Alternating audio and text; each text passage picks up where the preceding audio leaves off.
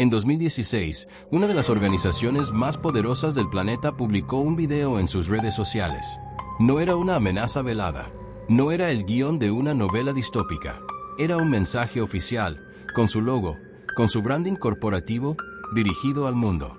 Y decía esto: You own nothing, and you be happy.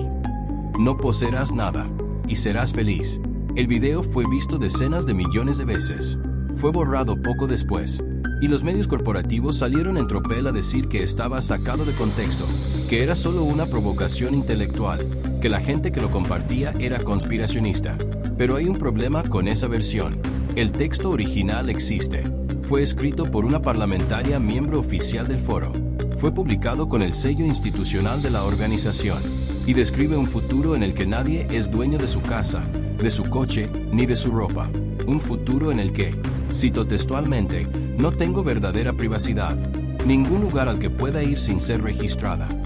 Eso no es una conspiración, es un documento público. Y es solo la punta del iceberg de lo que vamos a ver hoy. Porque detrás de esa frase hay una organización que lleva 50 años rediseñando el mundo. Una organización que decide quién llega al poder, cómo se gasta el dinero público y cuáles son las reglas que tú debes seguir, reglas que ellos mismos no cumplen. Se llama el Foro Económico Mundial, y esto es lo que realmente es. Todo empezó con un ingeniero alemán llamado Klaus Martin Schwab, año 1971. La Guerra Fría está en su apogeo. Nixon acaba de desconectar el dólar del oro. Y este joven economista de 33 años tiene una idea. Organiza un simposio en un pequeño pueblo de montaña en Suiza, Davos. El objetivo era sencillo: enseñar a los empresarios europeos cómo gestionan los negocios en Estados Unidos. Poca gente, pocas cámaras, poco presupuesto. Pero Schwab tenía una visión que iba mucho más allá. Llamó a su filosofía capitalismo de partes interesadas. Una idea aparentemente razonable. Las empresas no solo deben rendir cuentas a sus accionistas, también deben asumir responsabilidad sobre la sociedad, el medio ambiente, el mundo. Suena bien en el papel. Con el tiempo, ese pequeño simposio se convirtió en el Foro Económico Mundial, con sede en Ginebra, con un presupuesto de cientos de millones de francos suizos, con el estatus legal de Organización Internacional para la Cooperación Público-Privada, el mismo rango diplomático que la Cruz Roja. Eso significa exenciones fiscales masivas, inmunidad cuasi diplomática, acceso directo a los más altos niveles de gobierno en cualquier país del mundo. Y ese estatus lo paga el gobierno suizo, el contribuyente suizo. Pero hay algo más que también paga el contribuyente suizo. Y cuando lo descubras, vas a entender exactamente quién sirve a quién en este sistema. Cada año, cuando los líderes corporativos aterrizan en Davos, el ejército suizo despliega 5.000 soldados para protegerlos. 5.000 efectivos militares, helicópteros, francotiradores en los tejados, perímetros de seguridad de varios kilómetros. El costo, aproximadamente 32 millones de francos suizos al año, pagados por los impuestos de los ciudadanos suizos ordinarios. El contribuyente suizo paga la seguridad del club privado más exclusivo del mundo, un club que él nunca podrá entrar. ¿Cuánto cuesta entrar a ese club? Aquí está la realidad. Una membresía básica ronda los $52.000 anuales, pero eso solo te da acceso a la plataforma digital. Para poner un pie en Davos como socio de la industria, pagas entre 250 y 300.000 francos suizos al año. ¿Y si quieres estar en la mesa donde realmente se toman las decisiones? Si quieres ser socio estratégico, el nivel máximo, con hasta 5 delegados con acceso total, entre 600.000 y 700.000 francos suizos al año. Esos son los que pagan esa tarifa. BlackRock, Goldman Sachs, JP Morgan Chase, Meta, Google, Bank of America, los conglomerados financieros y tecnológicos más poderosos del planeta. Ellos ponen el dinero, ellos fijan la agenda, y los gobiernos del mundo escuchan. Hablemos del clima, porque el Foro Económico Mundial lleva décadas diciéndonos que el cambio climático es la crisis existencial de nuestra era, que debemos cambiar nuestros hábitos, que debemos pagar más por la gasolina, comer menos carne, volar menos. Menos tú. Ellos vuelan diferente. La organización Greenpeace realizó un análisis exhaustivo del tráfico aéreo durante las semanas del foro, rastreando señales de aviones en tiempo real a través de 7 aeropuertos cercanos a Davos. Los resultados destruyen cualquier pretensión de coherencia moral. En 2023, la Semana de Davos registró 227 vuelos adicionales de jets privados directamente vinculados a la cumbre. Ya era una cifra escandalosa, pero el año siguiente, 2024, esa cifra se disparó a 628 vuelos, un aumento del 176% en un solo año. Y en 2025, 709 jets privados. 709 jets privados. Eso es casi un avión privado por cada 4 personas que asistieron a la cumbre. Ahora considera esto. Un jet privado emite hasta 50 veces más CO por pasajero que un tren de alta velocidad. 10 veces más que un vuelo comercial. Y los datos de Greenpeace revelaron algo aún más indignante. La mayoría de esos vuelos cubrieron distancias ultracortas. El 20% partió desde Francia. El 13% desde el Reino Unido. El 12% desde Alemania. Trayectos que, según los analistas de aviación, en un 70% de los casos podían hacerse perfectamente en tren en un solo día. La red ferroviaria europea es de las más eficientes del mundo, pero los líderes de Davos no la usan. El portavoz de Greenpeace Austria lo describió con una sola palabra: hipocresía. Es pura hipocresía que la élite más poderosa y súper rica del mundo discuta los desafíos globales en Davos mientras literalmente queman el planeta. Y esa hipocresía tiene un patrón: las restricciones al carbono, los impuestos al combustible, las prohibiciones a los vehículos de gasolina, los cambios forzosos en la dieta. Todo eso está diseñado para ti, para la clase media, para el ciudadano promedio. Los que diseñan esas reglas tienen otro conjunto de reglas para ellos mismos. 16 de marzo de 2017. Universidad de Harvard. Escuela de Gobierno John F. Kennedy. Klaus Schwab estaba siendo entrevistado por David Gergen, asesor presidencial veterano que trabajó con 4 presidentes de Estados Unidos. Era una conversación entre élites, puertas adentro, sin grandes audiencias masivas. Y Schwab dijo algo que nadie esperaba que dijera públicamente. De lo que estamos muy orgullosos ahora es de que penetramos en los gabinetes. Penetramos en los gabinetes. Ayer estuve en una recepción para el primer ministro Trudeau y sé que la mitad de su gabinete, o incluso más de la mitad, son en realidad jóvenes líderes globales del Foro Económico Mundial. Es cierto en Argentina, es cierto en Francia ahora, con el presidente Macron, Justin Trudeau, Emmanuel Macron, Jacinda Ardern, Pete Buttigieg, secretario de Transporte de Estados Unidos, Alexander Stubb, presidente de Finlandia, David Cameron, ex primer ministro del Reino Unido, todos exalumnos del mismo programa, todos formados bajo la misma visión del mundo. El programa se llama Foro de Jóvenes Líderes Globales. Fue creado en 1992 y relanzado en 2004. Cada año selecciona a más de 100 personas menores de 40 años de todo el mundo. Políticos en ascenso, ejecutivos tecnológicos, periodistas influyentes, activistas con plataforma. Los seleccionados pasan por un currículo de 3 años, módulos académicos en Harvard, en Oxford, viajes de aprendizaje, reuniones exclusivas con los socios corporativos del WF y, fundamentalmente, la internalización de un lenguaje, una visión del mundo, una agenda. No es solo política. Mark Zuckerberg, fundador de Meta, Larry Page, cofundador de Google, Sheryl Sandberg, ex ejecutiva de Facebook. El mismo programa, la misma red. ¿Entiendes lo que esto significa? Cuando un líder político formado en este programa llega al poder, no llega solo. Llega con una red directa.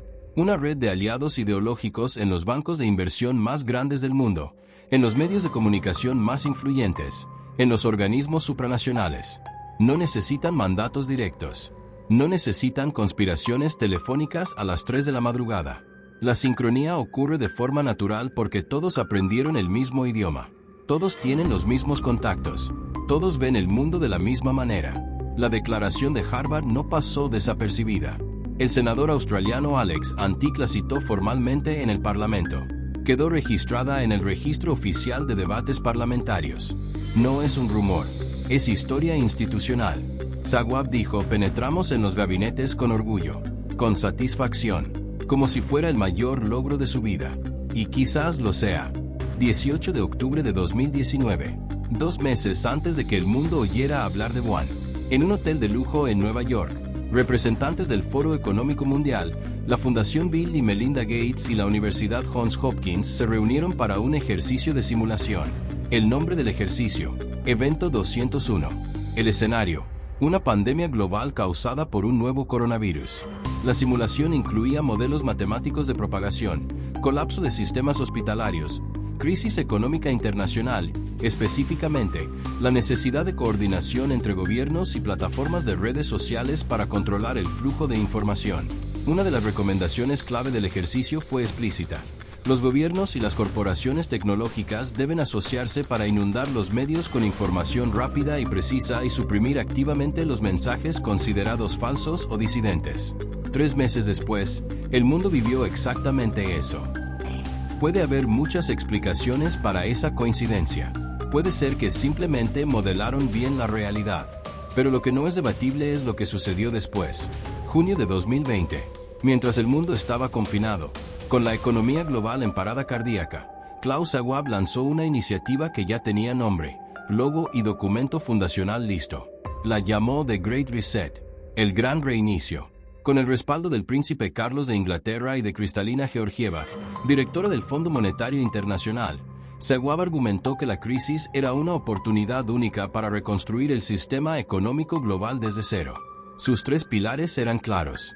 Primero, mover la economía hacia el capitalismo de partes interesadas, alejándose del libre mercado y acercándose a un modelo más corporativista y centralizado. Segundo, reconstruir los sistemas financieros bajo métricas de sostenibilidad obligatorias. Tercero, acelerar masivamente la digitalización de la sociedad. Los críticos señalaron algo inquietante. Los confinamientos destruyeron a millones de pequeños empresarios en todo el mundo. Y simultáneamente, Amazon, Google, Meta y los socios corporativos del WF registraron ganancias históricas. La concentración de riqueza no se frenó durante la pandemia. Se aceleró. El reinicio no fue igual para todos. Ahora llegamos al mecanismo más poderoso y menos discutido de la agenda del Foro Económico Mundial. Algo que no está en el futuro. Está ocurriendo ahora mismo, en más de 130 países del mundo. Se llama CBDC, moneda digital de Banco Central, a través del Digital Currency Governance Consortium, un consorcio que el WF creó con más de 80 instituciones gubernamentales y corporativas. Davos ha dictado activamente la hoja de ruta para el dinero del futuro. Y ese futuro tiene características que ningún banco central anuncia en sus folletos. En China ya existe. Se llama SNY. Y en los pilotos realizados en Shenzhen, el gobierno introdujo algo que no tiene precedente en la historia monetaria moderna: dinero con fecha de vencimiento. Si no gastas tus yuanes digitales antes de una fecha determinada, desaparecen. Tu saldo se borra. El Estado puede programar el dinero para que expire si no lo usas de la forma que ellos consideran correcta. Pero eso es solo el principio. El concepto se llama dinero programable. Y los documentos oficiales del WF y del FMI describen sus posibilidades con entusiasmo clínico. Un gobierno podría establecer límites geográficos. Tu dinero digital solo funciona dentro de tu región. No puedes gastar fuera sin autorización. Un gobierno podría codificar restricciones de compra. No puedes gastar más de cierta cantidad en combustibles fósiles. No puedes comprar determinados alimentos. No puedes donar a organizaciones que el sistema considera problemáticas. El efectivo no puede hacer eso. El efectivo es neutral. No le importa en qué lo gastas. No registra a quién se lo das. No puede ser borrado por control remoto. Las CBDCs no tienen ninguna de esas limitaciones. Son el sueño del control fiscal total hecho realidad. Para 2025 y 2026, 130 países, que representan el 98% del PIB mundial, están investigando, desarrollando o ya pilotando activamente sus propias monedas digitales de Banco Central. Las Bahamas ya la tienen operativa. Nigeria también. El Banco Central Europeo lleva años con su piloto del euro digital. Si el efectivo desaparece y solo existen CBDCs, cualquier gobierno futuro tendrá en sus manos las herramientas de coerción social más potentes que ha conocido la historia moderna. Y los arquitectos de ese sistema se reunieron en Davos. Durante 50 años, Klaus Schwab predicó desde las montañas de los Alpes suizos: sostenibilidad, transparencia, ética corporativa, rendición de cuentas. Él mismo se presentaba como el profeta de un capitalismo más humano, el arquitecto de un mundo mejor. Abril de 2025. The Wall Street Journal publicó una investigación que destapó el interior del Foro Económico Mundial. Fuentes anónimas desde el núcleo duro de la organización en Ginebra. Documentos filtrados. Testimonios de empleados actuales y pasados. Lo que describía no era el templo de la ética global que Schwab había vendido al mundo. Las acusaciones eran múltiples y graves.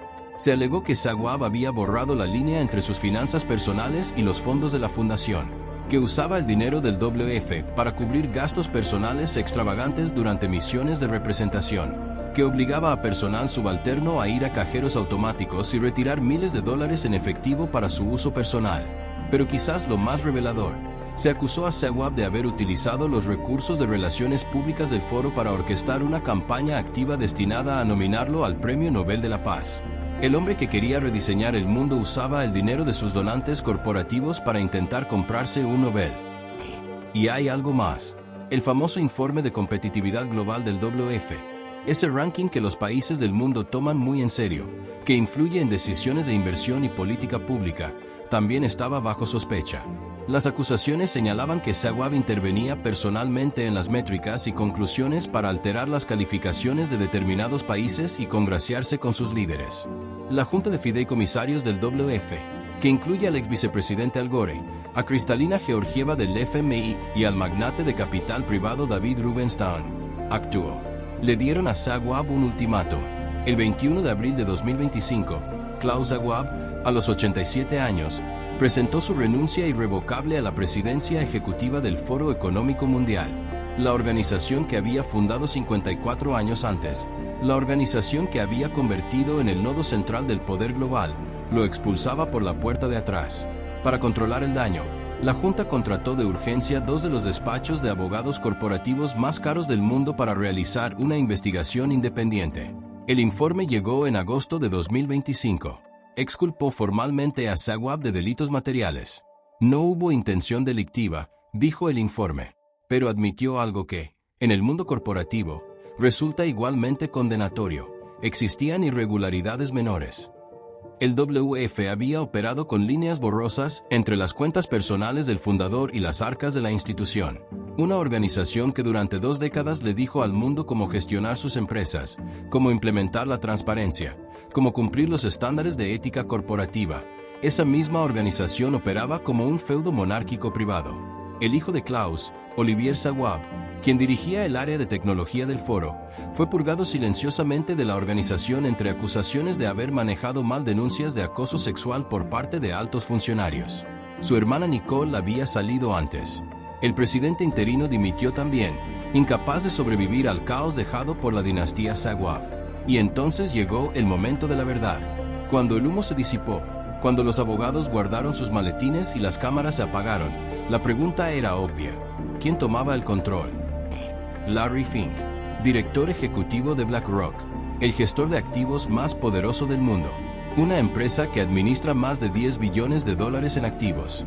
Una empresa que es el principal accionista de prácticamente todas las compañías del Fortune 500. Larry Fink asumió las riendas interinas de la junta directiva del Foro Económico Mundial, junto a André Hoffman, vicepresidente del conglomerado farmacéutico Roche. El velo había caído. Ya no hacía falta el lenguaje de la filantropía. Ya no hacía falta el discurso del capitalismo consciente. El gestor de capital más grande de la historia del sistema financiero estaba al mando de la organización que diseña las políticas del mundo. Y hay una ironía perfecta en todo esto.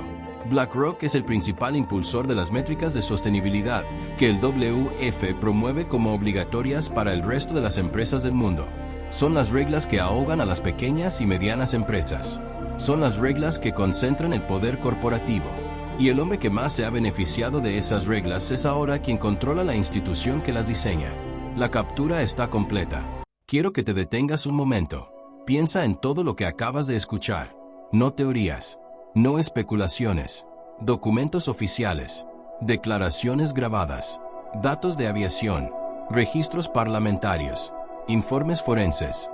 Una organización que cobra entre 600 y 700 mil francos suizos anuales a sus miembros más electos, que recibe subsidios del contribuyente suizo para su seguridad, que diseña marcos para el dinero digital programable, que recluta a futuros primeros ministros y presidentes en programas de liderazgo de 3 años, que firmó un acuerdo formal con la ONU para codiseñar el desarrollo del mundo, y que mientras tanto, sus líderes llegaban en jets privados a hablar de reducir emisiones.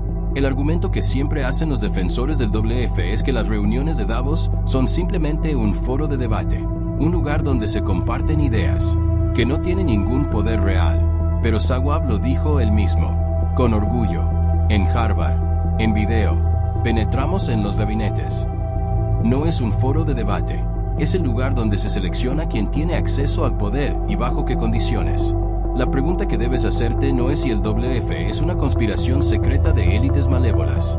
La respuesta a esa pregunta es más incómoda y más difícil de ignorar. No es secreto. Todo está publicado en sus documentos. Sus financiadores son públicos. Sus programas son públicos. Sus declaraciones están grabadas. La firma con la ONU fue anunciada con comunicado de prensa. El informe Global Redesign Initiative, ese documento de 600 páginas publicado en 2010, dice explícitamente que el sistema de decisiones basado en estados soberanos electos democráticamente ya no es suficiente, y propone reemplazarlo con mesas donde las corporaciones multinacionales tengan el mismo peso que los gobiernos. Eso no es una conspiración, es un manifiesto público, y la ONU lo firmó en 2019. Hay una diferencia fundamental entre lo que nos dicen que pasa y lo que los propios documentos demuestran que pasa. Y esa diferencia tiene consecuencias directas en tu vida, en la forma en que se gasta tu dinero público, en las regulaciones que afectan a tu negocio o tu empleo, en la tecnología que se despliega en tu economía, en los políticos que llegan al poder. La pregunta final no es conspirativa, es democrática. ¿Quién diseña las reglas? ¿A quién le rinden cuentas? ¿Y tú tuviste algo que ver en esa decisión? Eso es lo que intentamos responder en este canal, con datos, con documentos, con la información que está disponible para quien tenga la paciencia y el rigor de buscarla. Si este video te hizo pensar, aunque no estés de acuerdo con todo, aunque tengas preguntas, aunque quieras debatir, ese es exactamente el objetivo. Suscríbete si quieres seguir mirando más allá de lo que los grandes medios dan por sentado. Nos vemos en el siguiente video.